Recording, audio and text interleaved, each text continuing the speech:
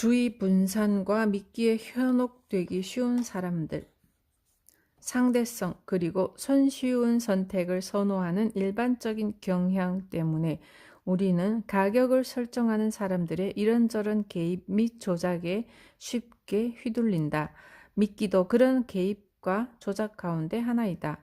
댄 에리얼리는 상식 밖의 경제학에서 상대성 문제를 쉽게 설명하기 위해 이코노미스트 구독료를 예로 들었다. 구독자는 59불 가격의 온라인 정기 구독과 125불 가격의 오프라인 정기 구독, 그리고 역시 125불의 온라인 및 오프라인 정기 구독, 이 세 가지 중 하나를 선택할 수 있다. 만일 우리가 댄이 피실험자로 삼았던 미사추세츠 공과대학의 학생들처럼 똑똑하다면 우리 중 84%는 125불의 온라인 및 오프라인 정기 구독을 택할 것이고 125불 가격의 오프라인 정기 구독을 선택하는 사람은 아무도 없을 것이며 온라인 정기 구독을 하는 사람은 16%밖에 되지 않을 것이다. 자, 이 정도면 우리도 상당히 똑똑해 보이지 않는가? 그러나 59불 가격의 온라인 정기 구독과 125불 가격의 온라인 및 오프라인 정기 구독, 이 둘 가운데서 하나를 선택하라고 하면 우리는 어떤 선택을 할까? 이 경우의 양상은 앞의 경우와 완전히 달라진다. 즉 68%가 온라인 구독을 선택하고 나머지 32%만 125불 가격의 온라인 및 오프라인 구독을 선택한다. 후자의 구독률은 이전 경우의 84%에서 무려 52%포인트나 내려간다. 누가 봐도 불리하고 그래서 아무도 선택하지 않는 오프라인 정기 구독이라는 선택지 하나를 포함시킴으로써 이코노미스트는 125불 가격의 온라인 및 오프라인 정기 구독 매출을 3배 가까이 끌어올렸다. 왜 이런 일이 일어날까? 왜냐하면 온라인을 제외한 오프라인 정기 구독이라는 선택지는 상대성을 이용해서 사람들을 온라인 및 오프라인 정기 구독으로 유혹하는 미끼였기 때문이다. 125불의 온라인 및 오프라인 정기 구독을 하는 것은 같은 가격의 오프라인 정기 구독만 하는 것보다는 확실히 더 나은 선택이다.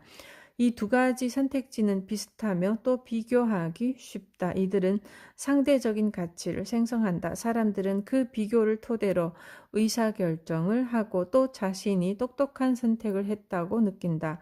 심지어 배송된 이 주간지를 몇 주에 걸쳐서 읽고 나면 자기가 예전보다 훨씬 더 똑똑해진 듯한 기분도 든다. 그러나 알고 보면 사실 우리는 자신이 그다지 똑똑하지 않음을 입증하는 실험에 나도 모르게 참여하게 된 피실험자일 뿐이다. 댄의 실험은 상대성이 어떻게 그리고 얼마나 자주 우리 자신에게 불리한 쪽으로 작동하는지 보여준다. 사람들은 오프라인 정기 구독을 오로지 오프라인 및 온라인 정기 구독하고만 비교한다. 가장 단순하고 가장 명쾌하며 또 가장 판단하기 쉽기 때문이다. 그 두 가지 선택지는 특성이나 가격 면에서 가장 비슷해서 간단히 비교할 수 있다. 바로 이런 점 때문에 사람들은 또 하나의 선택지, 즉 보다 복잡한 비교를 필요로 하는 선택지를 쉽게 잊어버리거나 무시하거나 회피한다. 결론 내리기 쉬운 비교를 접할 때 사람들은 보다 큰 맥락의 대안적인 선택지들을 잊어버린다. 사람들은 상대성이라는 경로를 따라 걸어간다. 사람들은 스스로에게 자신이 어떤 일을 왜 하고 있는지 설명하기를 좋아한다. 상대성을 맞닥뜨릴 때는 바로 그런 이야기를 들려주기가 쉽다. 사람들은 이런 식으로 자기 행동을 쉽게 합리화한다. 심지어 그 합리화가 전혀 이치에 맞지 않을 때조차 말이다.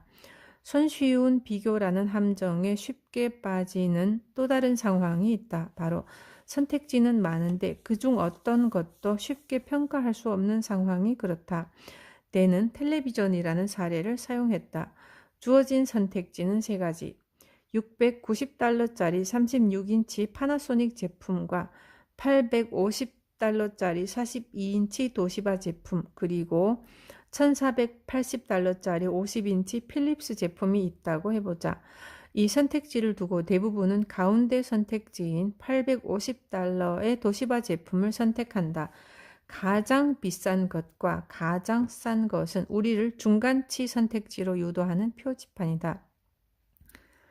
이때 상대성은 특정한 제품을 다른 제품과 비교하도록 우리를 강제하지 않고 특정한 제품 속성에 집중하도록 유도해서 그 속성의 범위를 상대적인 차원에서 바라보게 만든다. 그래서 우리는 가격 범위는 690불에서 1480불이군 이라거나 크기가 36인치에서 50인치까지군 이라고 스스로에게 말한다. 그런 다음에 그 안에서 상대적인 것을 선택하는데 흔히 그 범위의 중간쯤에 있는 것을 고른다. 우리는 어떤 것의 적정 가격을 전혀 모를 때 보통은 지나치게 비싼 고급품이나 너무 싸구려를 선택하지 않는 것을 최상의 선택이라고 믿는다. 그래서 중간지대에 놓인 것을 선택하는데 이 중간지대에 놓인 제품이야말로 여러 가지 선택지를 설정하는 마케팅 담당자들이 애초부터 팔고자 한 제품인 경우가 흔하다. 설령 그것이 우리가 진짜로 원하는 것인지 그만한 가치가 있는지 전혀 모른다 해도 전체 범위의 가운데 놓인 제품을 선택하는 것이 가장 이상적인 것처럼 느껴진다. 이것이 반드시 잘못된 선택은 아니다. 하지만 해당 제품의 진정한 가치와는 거의 아무런 관련도 없는 근거를 바탕으로 내려진 선택임은 분명하다. 셔츠 가격이 원래는 $100였지만 $60로 내렸다는 이유만으로 그것을 사는 것과 마찬가지다. 또한 8온스와 10온스 그리고 12온스 햄버거가 있을 때 10온스짜리 햄버거를 선택하는 것과 마찬가지이며 극장에서 $9짜리 팝콘 상자가 너무 커 보여서 $8짜리 팝콘 상자를 선택하는 것과 마찬가지다. 두 개의 선택지가 있을 때 상대성은 완벽하게 훌륭한 도구이다. 이때의 의사결정은 절대적인 가치가 아니라 상대적인 대안을 바탕으로 내려진다. 이처럼 우리는 자주 손쉬운 비교에 의존한다. 마케팅 담당자, 메뉴판 설계자, 그리고 정치인은 이를 잘 알고 있으며 전략을 세울 때 이런 속임수를 사용한다. 이제 우리를 노리는 이런 속임수에 대해 배웠고 따라서 이 지식으로 세상을 좀 더 객관적으로 바라볼 수 있다. 이제 당신도 잘 알겠지만 어쩌면 상업적인 거래가 이루어지는 운동장은 조금 기울어져 있는지도 모른다.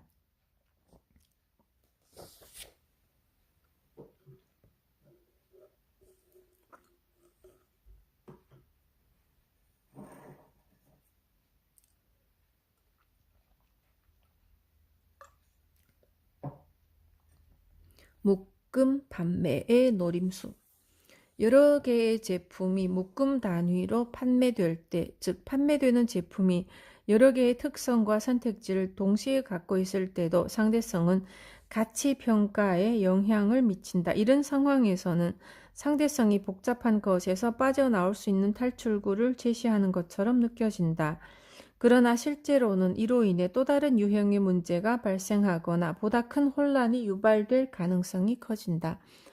패스트푸드점의 세트 메뉴를 놓고 생각해보자. 우리는 두 개의 제품을 따로 주문할 수도 있고, 그렇지만 돈을 조금만 더 주면 이 두 개 외에 다른 것도 하나 더 먹을 수 있는데 굳이 마다할 이유가 있을까? 햄버거 하나에 음료수 한 잔을 먹고 싶은가? 그렇다면 여기에 감자 튀김을 굳이 추가하지 않을 이유가 있을까? 특대 사이즈를 먹고 싶지 않은가? 이런 묶음 판매는 우리를 함정에 빠뜨린다. 왜냐하면 가치를 정확하게 어디에 설정해야 할지 모르기 때문이다. 이런 유형의 묶음 판매 앞에서 우리는 그 묶음에 포함된 개별 상품의 가치를 쉽게 평가하지 못한다. 만약 그것들 중 하나를 빼면 전체의 가격 구조가 바뀌기 때문이다. 세 개의 상품이 모두 각각 $5인데 이 세 개를 묶어서 파는 가격이 $12일 때 셋 중 어떤 것이 $5로 가치가 과대평가됐을까? 어떤 것에 할인을 해주는 걸까? 음료수의 가치는 얼마나 될까? 어떤 크기에? 그리고 이 참신한 컵 자체에 내재된 가치는 또 얼마나 될까? 아, 머리 아프다. 나는 그냥 나의 1번을 선택하겠다. 나의 1번이란 심장병 전문의에게 전화를 하는 것이다. 이런 식으로 하나하나 따지다 보면 우리 생활이 이런 묶음으로 온통 가득 차 있으며 그중 많은 것이 우리를 일부러 혼잡스럽게 만들기 위해 고안됐다는 것을 금방 알아차릴 수 있다. 어떤 주택을 사는데 25만 달러가 들었다고 말할 때 이 25만 달러라는 금액은 우리가 실질적으로 지불하는 총 금액이 아니다. 그렇지만 우리는 25만 달러라는 이 수치에 의지한다. 실제 현실에서는 계약금을 내고 15년이나 30년 동안 다달이 대출금을 상환한다. 그런데 여기에는 대출원금 상환분과 대출금에서 발생한 이자까지 포함되어 있으며 이자율은 시시때때로 바뀔 수도 있고 바뀌지 않을 수도 있다. 그리고 또 보험료도 내야 하고 주택 구매 및 보유에 따른 세금도 내야 하는데 여기 들어가는 돈은 시간의 흐름에 따라 변화하기도 한다. 평가 비용, 검사 비용, 검색 비용, 중개 수수료, 변호사 비용, 조사 비용, 구매 안전 비용, 인수 수수료, 그리고 또 수없이 이어지는 비용, 수수료 비용, 이 모든 것을 따로 구분해서 각각의 최상의 선택을 하기는 어렵다. 그래서 이 모두를 하나로 묶어서 어떤 집을 25만 달러에 샀다고 말하는 것이다. 물론 모든 서비스 제공자는 이 큰 전체 합계 금액 안에 자신의 수수료를 숨기거나 이런 비용이 노출되지 않도록 하거나 혹은 노출됐다면 우리가 가지고 있는 상대성 의존 경향을 자신에게 유리하게 이용하려 든다. 또한 자신에게 유리하기 때문에 이런 묶음 판매를 선호한다. 휴대전화 구매 상황도 살펴보자. 어떤 제조업자의 휴대전화 및 여기 딸린 독특한 서비스를 경쟁업체들의 다른 휴대전화 및 서비스와 비교하기란 사실상 불가능하다.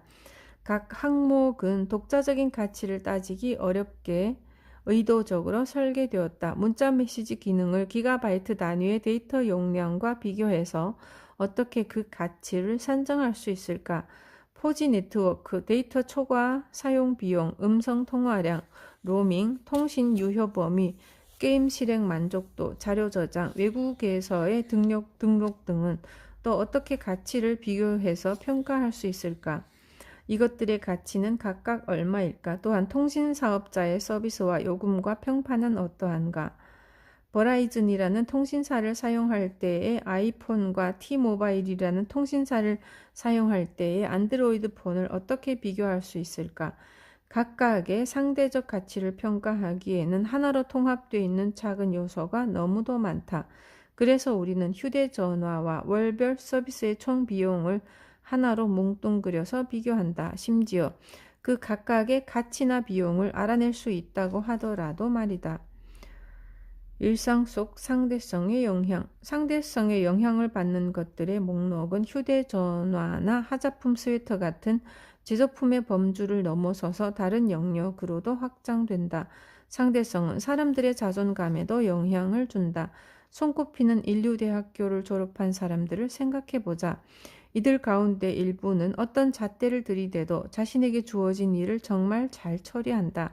그러나 이들 가운데 어떤 사람들은 자기보다 더 성공한 최고 수준의 동료들과 스스로를 비교하며 자신의 업무 능력이 뒤처진다고 느낀다. 이런 경우는 흔하다. 제프는 매우 우아하게 준비된 한 친구의 생일 파티에서 있었던 일을 매우 생생하게 그리고 또 매우 슬프게 기억하고 있다.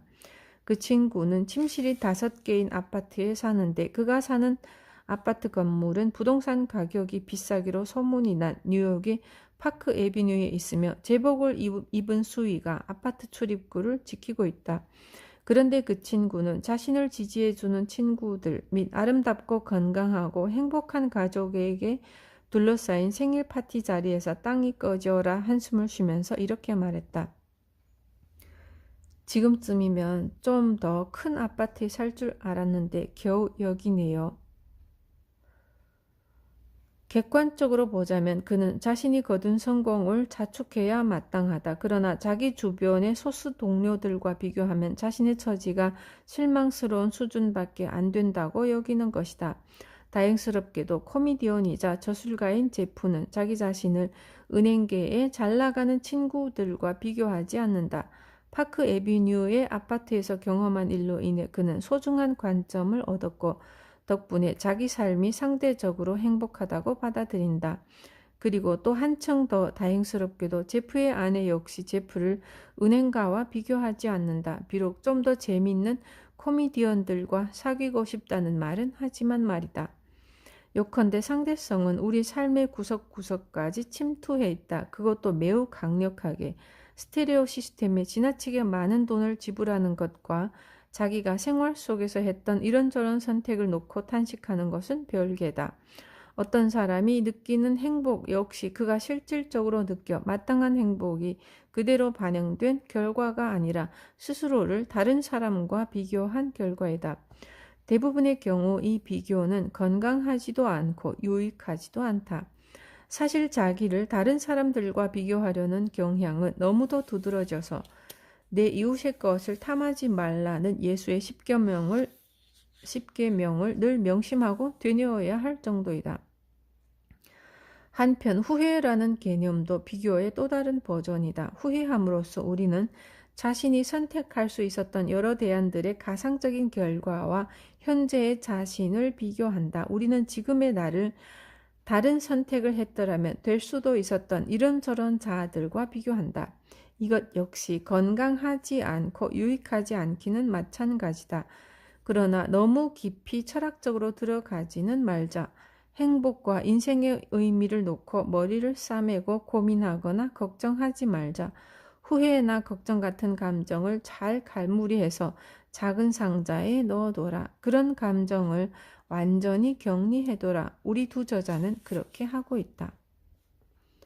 돈은 대체 가능하다.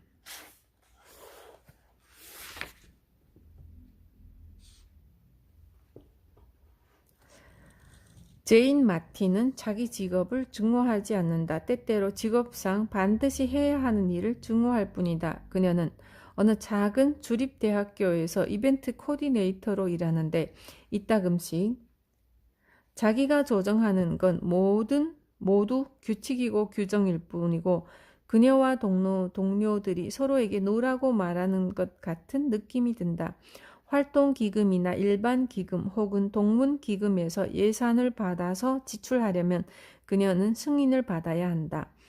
간단한 오락 행사 준비에서 테이블보 구매나 교통비 지출에 이르기까지 아무리 사소한 항목이라 해도 번거롭기 짝이 없는 서류상의 여러 절차를 거쳐야 한다.